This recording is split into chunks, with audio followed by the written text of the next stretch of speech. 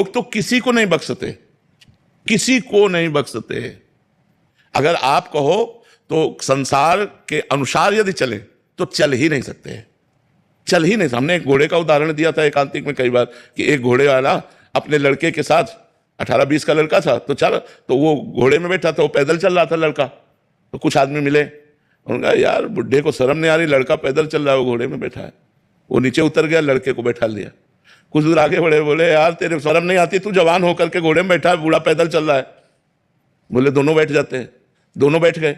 2-4 फिर मिले, बोले हराम का घोड़ा मिला होगा, दोनों चढ़े बैठे हो। दोनों उतर गए, दोनों उतर गए। 2-4 फिर मिले, बोले कितने बेवकूफ है, घोड़ा खाली जा रहा है, दोनों पैदल। अब हमें बताओ घोड़े वाला करे क्या? इसका मतलब है अपनी मस्ती में चलो, लोग कुछ तो लोग कहेंगे, लोगों का काम है कहना। लोगों के अनुसार तो आप नहीं चल सकते, आप क्या भी नहीं चल सकते। कैसे चले, कैसे चले, हमें बताओ क्या करें? तो हमें लगता है जीवन की सार्थकता है अपने लक्ष्य में चलते रहो। लोग क्या कहते हैं ये मत देखो। लोग तो किसी बात में भी राजी नहीं होंगे, किसी बात में एक में राजी हो जाओ। घोड़े वाला क्या करे? महाराज जी मैं बहुत परेशानी हूँ। मेरा कोई प्रश्न नहीं है। 13 साल से मैं ओसीडी से क्या चीज है? महाराज जी ओवर थिंकिंग, ओसीडी, और मेरे को रात में भी मतलब 2 घंटे अगर हमारी बात मान लो और कुछ दिन आप कर लो, फिर आपको लाभ न मिले तो हमें बताना। नाम जप कर रहा हूँ, पर नाम जप करते करते ही 2-3 घंटे ही सो पाता हूँ टैबलेट लेने के बाद भी।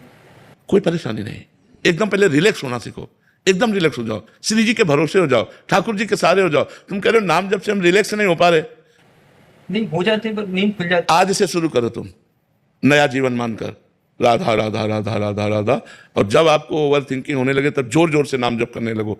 आप देखो धीरे, आज से आपका परिवर्तन शुरू हो जाएगा। कोई चमत्कार की बात नहीं, आप श्रद्धा और विश्वास करो। ये ओवर थिंकिंग, ये निगेटिव चिंतन ही हमारे जीवन को नष्ट कर देता है, यही जाके डिप्रेशन में पहुंचा देता है। शायद इसी स्थिति को डिप्रेशन कहते हैं।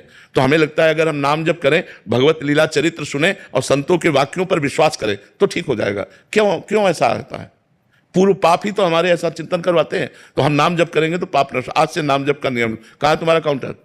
काउंटर नहीं, वैसे सिद्ध मत बनो। जब ओवर थिंकिंग की बीमारी है तो हमको उसको लगाना पड़ेगा। राधा राधा राधा, 30,000 हुई, 40,000 हुई, ऐसे में देखना राधा राधा राधा। ऐसे बेमतलब की बातें मत करो, काम में लगो। जब खाली समय बैठो राधा राधा राधा राधा राधा राधा राधा राधा। तुम ठीक हो जाओगे, दूसरों को ठीक करने वाले बन जाओगे। शुरू करो, तुम काउंटर खरीद लो और शुरू करो। हम जैसा कहें वैसा करो। यार डॉक्टर कहता है तो हम टिकिया और टेबलेट और इंजेक्शन सब ले लेते हैं, और हम तुमसे बात करें कि इससे ठीक हो जाओगे तो मान ही नहीं रहे। इसलिए नाम जप करो, सब ठीक हो जाए। तुम्हारे जैसे 50 ठीक हो गए, बस बात मान लो। आप काउंटर लो और शुरू करो राधा राधा राधा राधा राधा राधा राधा।